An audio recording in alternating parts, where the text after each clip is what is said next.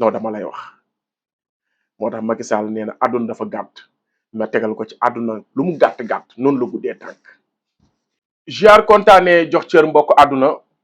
ziar kontaanee jox cër mbokk internet C'est le bon TV konaa mbokkum réew mi ci chaîne la chaîne de la vérité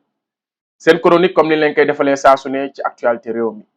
waaye balaa noo sori rek dañu yox bàkk bi doo lay jën ndox la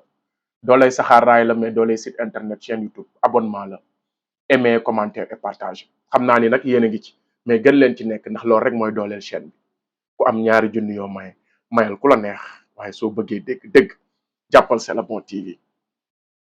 di sant ñëpp di gërëm ñëpp nag képp ku ñuy teewlu di sant waa Guinée Bissau waa Maroc ak képp koo xamante ne rek ñuy teewlu di wax ni tey li ñu bëgg a waxtaanee mooy actualité comme d'habitude mais bii nag bëgg naa kenn ku ne mu bindal ma ci commentaire yi àdduna moo gudd tànk képp ku seetaan vidéo bi te aimé woo ko baaluma la ko partagé waaye nag ma commentaireal àdduna moo gudd tànk looy wax nga doog kaa wax ndax li may waaj a wax xam nga ni àdduna gudd tànkam moo tax Macky Sall remplacé ma Maroc ndax damaa jógee Guinée Bissau dem exilé ji Maroc bi ma Zolom Bandiaky di wër ci laa daw dem Maroc ci laa ñëwee fii Amérique tey jii mu am at Macky Sall nekk Maroc di appel vidéo ñemewut a teg tànkam Sénégal mbir mii nag dafa jara jàngat léegi nag waaye balaa loolu tey li ñu bëgg a waxtaanee ginnaaw Sonko ni mu nekkee di dëbb réew mi ci campagne yi importance le 17 dinañ ci laal tuuti rek ak déclaration yi nga xam ne mooy jib ci gaay yi li ñu wax Barth ak Amadou Ba li war a tax gaay yi gën a takku taxaw fonk élection yi pour nga xamante ni duñu mën a bloquer réew mi waaye nag dinaa waxtaan ci Abdou Karim Gueye kàddu yim yëkkati def ko teg ko ci kaw Walfadjri ak Moustapha Diop Walfadjri nag heure buñ ko musaana laal sénégalais yëpp heure buñ ko musaana laal ma amul conférence de presse wala jafe-jafe bu Walfadjri musta nekk te dew ma taxaw ànd ko ak ñoom kon nag tey su ma déggee Abdou Karim Gueye waxal leen fenal directeur bi waxal ko lu dul dëgg sosal Walfadjri bëgg ko jaxase ak sax mémoire Sidi Lamine Niass dafay jar ñu ñëw taxaw leeral parce que am na ñoo xam ni Moustapha Diop dépassé na loolu mënu ko tontu Walfadjri déplacé nañ yenn yi kon nag dafay baax ñun askan wi nga xam ne ñun lañu ndayale Walfadjri ñu jóg daal di leeral wax kon loolu laa bëgg a importe du jëmmi Abdou Karim Gueye sax taxul may wax waaye jëmmi Walfadjri ak Moustapha Diop ak kàddu yi mu teg te ñëpp xam ne du dëgg moom laay ñëw leeral jeexalee ko nag Macky Sall ak audiom bi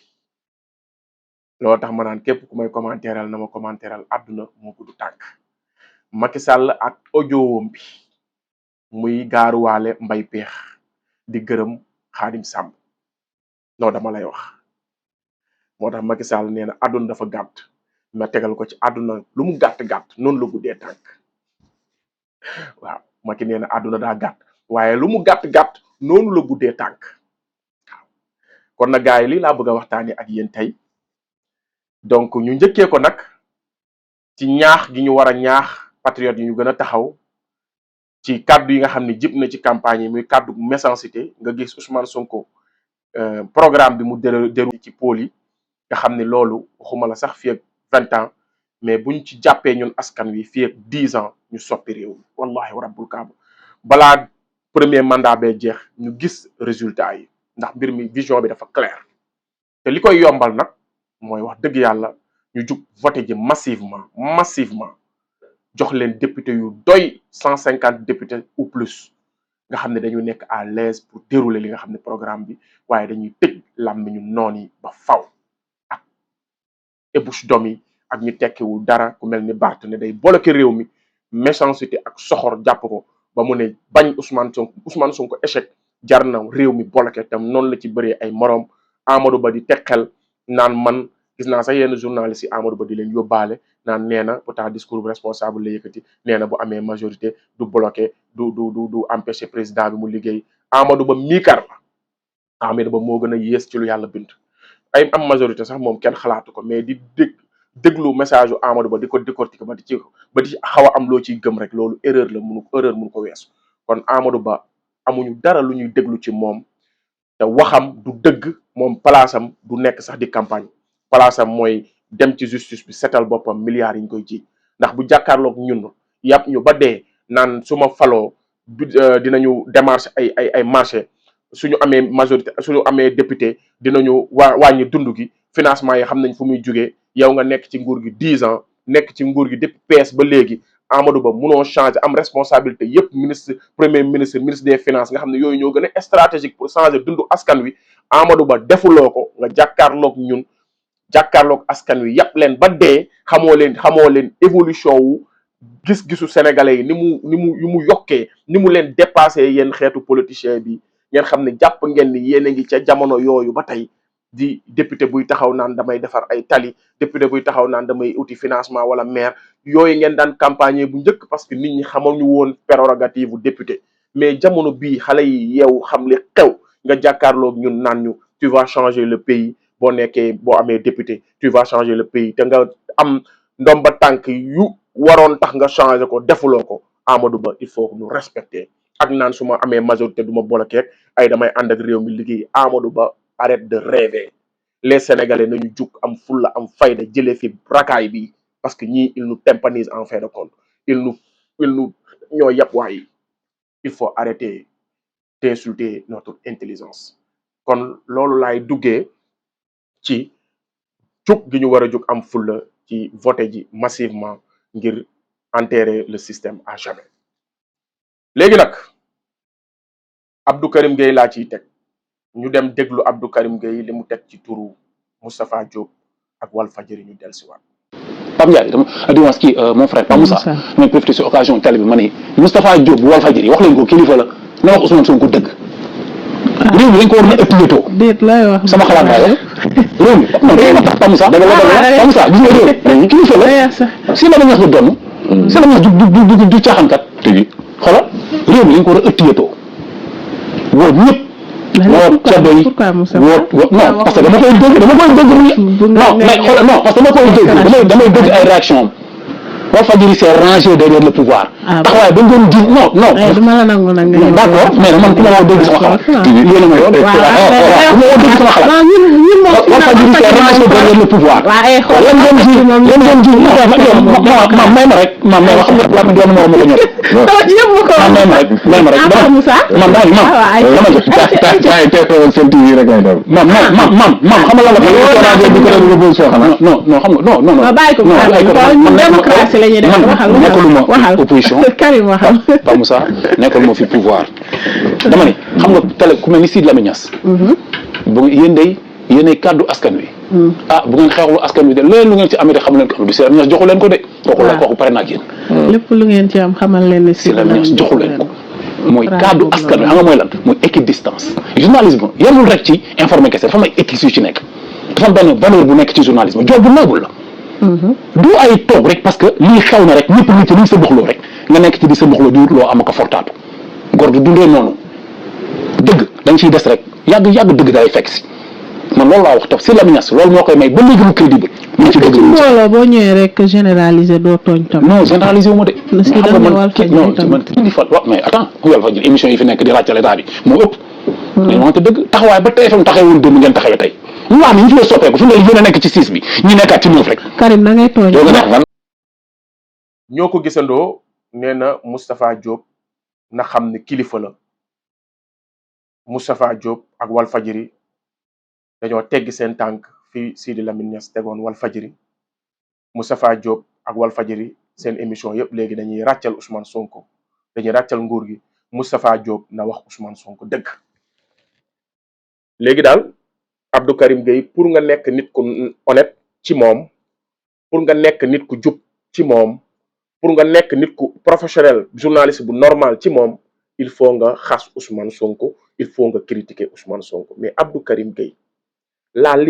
ta liberté s'arrête là où commence celle des autres Abdou comme yow gis nga ni yow critiquer Ousmane Sonko moom moo lay dundal moo la neex moom nga bëgg yaa ngi koy def aisément mais bàyyil keneen mu wax lu rafet ci Ousmane Sonko man mi yaa ngi may waxal ay wax parce que jàpp nga ne ñun duñu ay jàmbaar duñu ay góor, yow rek kay góor, képp kuy topp ci ginnaaw Ousmane Sonko di ko waxal lu baax féeg nga. Man jot naa say wax parce que da ngay jëw rek ay vocal ngay def comme ni nga ko defee ki nga xamante ni moom mooy Sandiogou. te Sandiogou nit gënu ko ci réew mi, dama ko fréquenté xam ko bu baax a baax a baax. waaw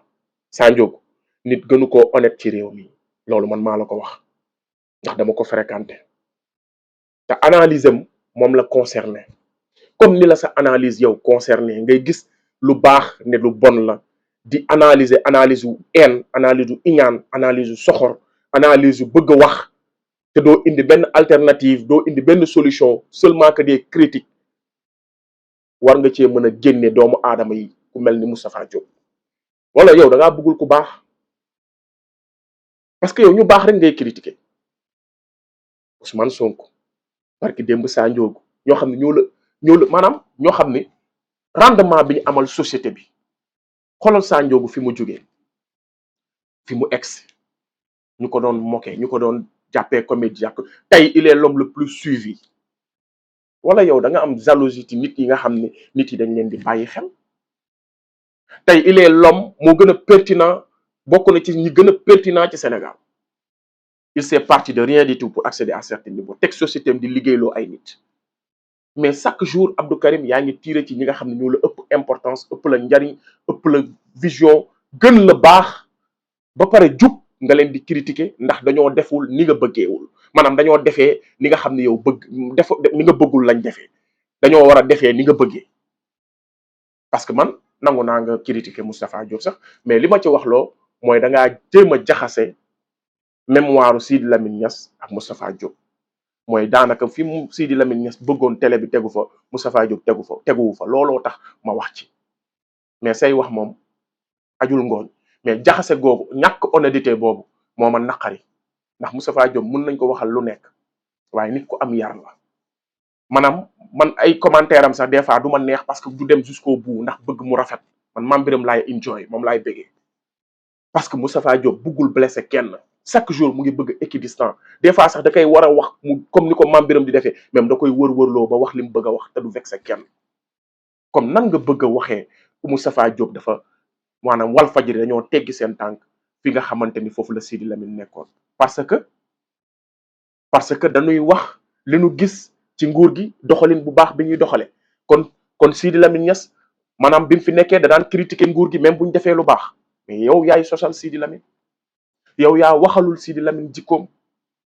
Sidi Lamine Niass bu nee télé bi askan wi ñoo ko moom, askan wi fal nguur à 54%, am ci moom yaakaar, léegi Walfadjri day ñëw même pas 6 mois ci nguur googu di leen saaga. loolu moom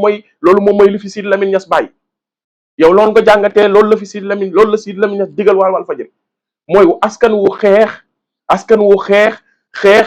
54% jug votel ay nit teg leen fi même pas 6 mois. Walfadjri wëlbatiku di xarab nguur googu comme ni nga koy defee. léegi loolu la Sidi Lamine Niass, loolu nga dégg ci peuple bi ngeen war a àndal. mais bu dee Walfadjri peuple bi la ñu war a àndal kay, kon Diomaye ak Sonko la ñu war a àndal, la ñuy àndal instant bi li ñuy def kon noonu la. parce que peuple bi Diomaye ak Sonko lañ àndal, te nag dafa am lu ko justifier. dafa am ay élection yu fi am, peuple bi jug mu jaral leen dee, ñii seen bakkan wadd, ñii exilé, ñii daj ci lu nekk, ñii jug bu élection ñu ne ñu fomm ko gars yi xeex. élection am ñu jug voté ji massivement à 54%, lu musul am, wóolu ñooñu jiital leen. kon loolu mooy prouver ni askan wi nguur gi lañu àndal. léegi Walfadjri ñëw àndut ak nguur gi, mais mu ngi wax lu baax li nga xam ne nguur gi mu ngi koy def ak ay projets yi nga xam ne nguur gi mu ngi koy yéene askan bi, nekk en phase ak nguur googu. nga ni noono dafa soppeeku, dañu teggi seen tànk fi Sidi Lamine tegaloon, dañu war kon nguur gi ba mu ñëwee dañu waroon a xas nguur gi comme ni nga koy defee.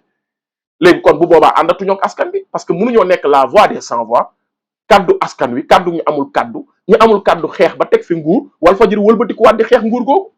où est le sens? loolu yow rek yaa ñàkk intelligence boobu, yow rek yaa amul pédagogie boobu, yow rek yaa sañ loolu, ndax yow ni ngay xalaatee kenn xamu ko. Abdou Karim, Walfadjri est aux côtés du peuple sénégalais, parce que c'est le peuple sénégalais ñoom ñoo fal Diomaye ak Sonko. c'est le peuple sénégalais ñoom ñoo bëgg Sonko mi nga bañ. 95% des Sénégalais moom la ñu bëgg. Moustapha Diop day wax lu baax ci Sonko, kon Moustapha Diop dafa bon. Moustapha Diop day wax lu baax ci Sonko, kon Moustapha Diop war na mémoire Sidi Lamine, teggi na tànkam fi Sidi Lamine tegoon Walfadjri. waxuloo dëgg. ndax Sidi Lamine Niass da daan critiquer bu waree critiquer waaye bu gisaan li mu war a encourager da ka daan encourager te Sidi Lamine Niass mësta critiquer Ousmane Sonko man de mësuma koo gis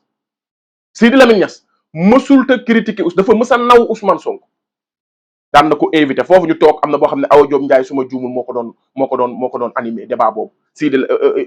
Ousmane Sonko ma ni la bépp nit ku baax mu nekk ci kaw suuf mësta critiquer ba ci imam Alioune Badara Ndao boobu ngay bubboo musul critiquer Ousmane Sonko lu baax dong lay wax ci Ousmane Sonko yaakaar gi mu amoon ci Ousmane Sonko tey yaakaar googu waroon na ko fekke tey maanaam nit ku baax kuy critique Ousmane Sonko ci Sénégal gisuma ko billaahi wallaahi wa tallaahi kon Sidi Lamine neexut a fenal Walfadjri neexuñoo fenal ndax dañ li ñu fi def dafa ne fàng nit ñi di teg seen bët dañoo ànd ak askan wi ba mu mettee bu doon xalam rek bu doon bëgg a xalam kese ak bëgg lu neex nguur kese kon ci Macky Sall lañ koy defee te foofoo ëpp njariñ ndax Macky da daan joxe malet di joxe ay convention di joxe xaalis ah te Ousmane Sonko mi joxewul dara kon maanaam ñàkk argument weesuwul ak bëgg xas nit ak tamit bëgg dictature bi nga bëgg a imposer nit ñi mooy far force doole mbaam danoo war a critiquer Ousmane Sonko moo tax ngay xas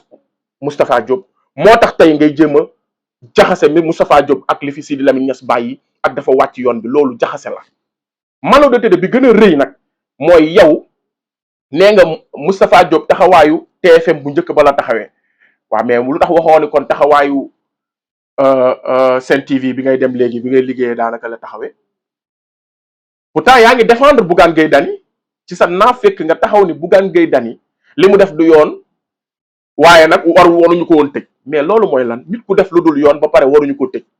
xam nga loolu yow rek yaa ko sañ a wax yow rek yaa sañ a wax ni kii kat li mu def du yoon ëpp na d'accord ci waaye waruñu koo tëj maanaam naafekk boobu foofu la yem ci yow laa koy déggee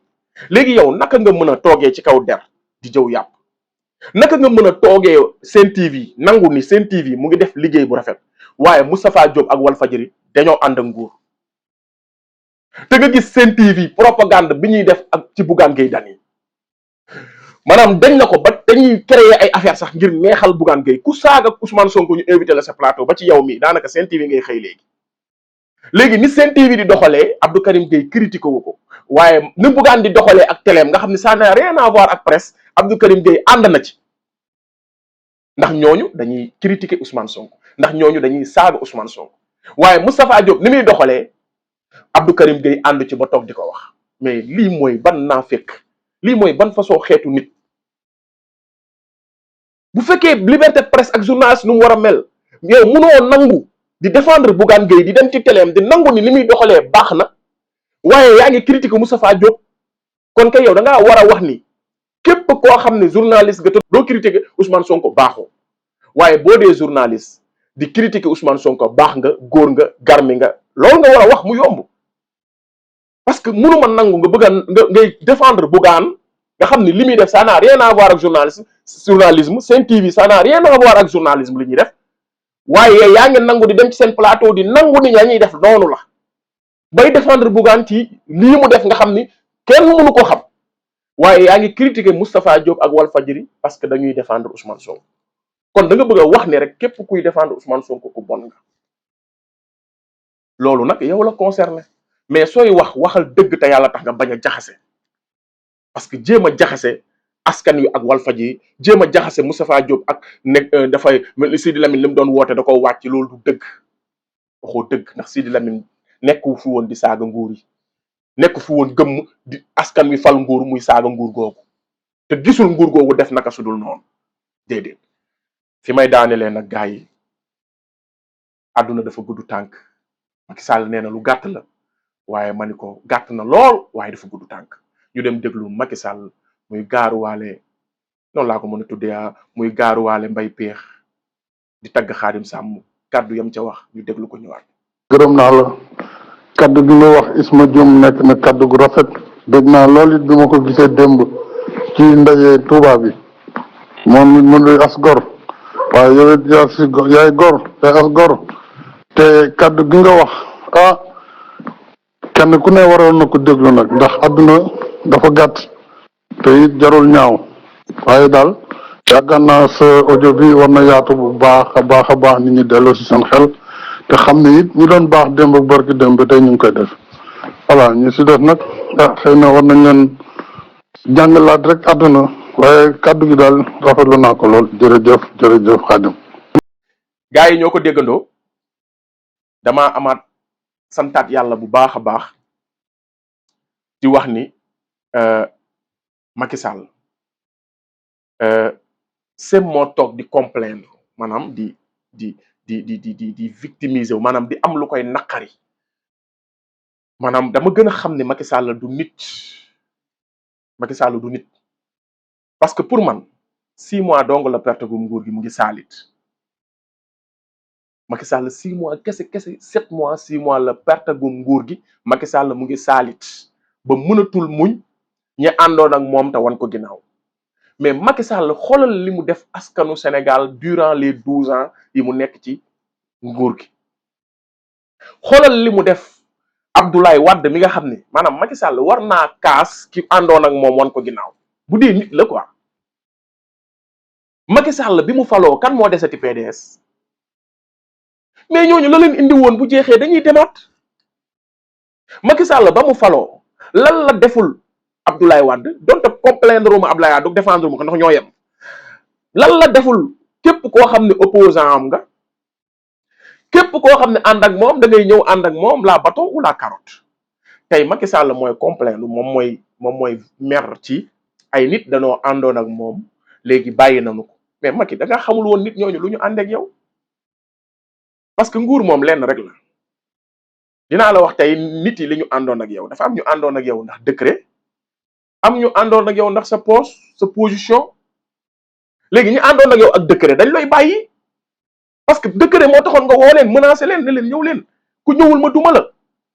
mais décret boobu yorotoo ko mais dañ lay bàyyi dañoo jóge woon ci nit ñëw ci yow mais dañuy jóge ci yow dem ci nit jeex na loolu boo dee nit la waroo cee comprendre bu dee géwél la mbay péex te xam naa ni moom ngay gaarwaale moom moo ëpp lu mu ëppale ci wax ji mais mbay péex daa bàyyi woon Ablaye Wade ñëw ci yow mais bu la bàyyee dem ci keneen loolu waru laa metti mais boo dee nit loolu waru la metti c'est la norme loolu mooy logique bi mbay péex bu àndaatoon ak yow ci ngor nga waroon a jaaxle mais mbay péex moo taxaw fii ne su ma waccee Ablaye Wade ku ma jib nga war maa mën a daw mu jib la nga accueillir ko mbay péex ne man ab dëmm laa daanaka su ma waccee Ablaye Wade ku ma jib war ngaa fëx Macky Sall koo ko tuyee mbay péex bàyyi Ablaye Wade wàcc ko ñëw dala waxal lam doon waxal Ablaye Wade nga uuf ko mais tey bu la bàyyee nag c'est la logique te góor du yërëm tëlu góor du jàmbat góor du complaindre maanaam góor du yërëm tëlu Macky def nga fi nit ñi lu ne même pas 7 mois nga commencé jooy dafa teel góor du yërëm tëlu lan nga fi deful doomu jàmbur yi lan nga fi deful parti yi nga PAS da nga leen a tas xëcc si gën ci ñoom dugal sa biir parti tey nag vraiment buñ la fayee commencé di fay loolu nit ñi di la baax ay nit di wan ginnaaw ay nit fii la fi ay nit sàcc ay dossier wu nit sàcc ay kiiwu yeewi askan wi ñëw indil la ko nga kontaan ci yëkkati enveloppe jox kooku mooy ki sàccoon liste yeewi askan wi mais ban façon da nga daan déboucher ay nit di ci kontaan di jubilé bu ngeen mësaan jëlee benn nit ci benn parti des fois Pastef sax amoon na ay nit yu tekkiwul dara ci Pastef daan ñëw da ngeen daan def feet am na benn nit bu jugee Pastef bu ñëw ci yéen mais tey ay nit di la wan ginnaaw di dem ci ñeneen Macky Sall ngay complaindre parce que ñooñu li ñu àndoon ak yow moo jeex nguur la ñu àndoon ak yow te xam nga ko décret la ñu àndoon ak yow léegi nag Xaadim nii nga yaakaar ne mooy sa nit Xaadim la gën a bañ ndax Xaadim moo ne la woon président dafa war a rey di tëj kon yow li nga nekkee nii yëpp ba mënoo teg sa tànk Sénégal te kenn terewu la fi mais Xaadim Samb bokk nañ ci la ko digal ñi la ko teg moo ne la woon président da ngaa war a rey di tëj nga déglu ko topp ko jënd say arme di rey di tëj kon Xaadim nii toppewu la woon décret xaalis la toppee te xaalis boobu ba tey yaa ngi koy am kon Xaadim te gisu xam na it bu fëgg na buntu Jomaay ba sonn taxaw na fii fëgg na buntu Sonko lu ne mu wedd woo ko wax yaa ko waxoon mu ne waxuma ko dañ koo faalewul mais Xaadim bu ko leeroon ni Sonko day ibbi buntam bana la bu yàgg a yàgg Macky Sall nit ku lay jàpp ci réew mi moo amul te yàlla tax billahi wallahi wa taala nit ku la jàpp da ngaa ñàkk a xam sa bopp nag maanaam ñàkk a xam sa bopp nit ku gën a ñàkk a xam boppam ci àdduna mooy Macky Sall ndax Macky Sall su xamoon boppam dëgg-dëgg du am métit ci ay nit di ko bàyyi parce que moom kon waroon na xam ni xamul woon ni nit ñi jàpp ñu ko te yàlla tax ndax nanu jógee ci ñañu bàyyi ñëw ci moom rek bu doon nit la war na xam ne ñii suba rek bu ma ñàkkee nguur gi dañu may bàyyi waroon na ko préparer psychologiquement mais Macky Sall ndekete du nit. kon buy gërëm Xaadim Samb ñii nga xam ne lépp lu moo dal daanaka Xaadim ko teg wala ñu mel ni moom nga xam ne Xaadim du nit bu doon xaarit ci mbay peex wala ci yeneen ministre ak yeneen ñu mu faloon ak décret ñu toog des ci moom du nit ndax ñooñu dañoo jóge woon ci ay nit wacc leen war leen ñëw ci moom kon bu ñàkkee loolu ñu doon wër dañ ko defe yi ne ñukk loolu c'est la logique des choses Macky Sall ñu santaat yàlla bu baax nag ci conditions yi nga nekk ñu ci am mbégte bu baax a baax di ci am contentement bu baax a baax di ci fier ci situation yi Macky Sall nekk alhamdulilah Macky Sall yàlla na yàlla xeb dolli ci njàqare gi nga nekk ak tolof gi ak incertitude bi nga nekkee ak jafe-jafe yi nga nekkee ak wor gi la nit ñi di wor ak mettitu xol gi nga nekkee yàlla na jëm kanam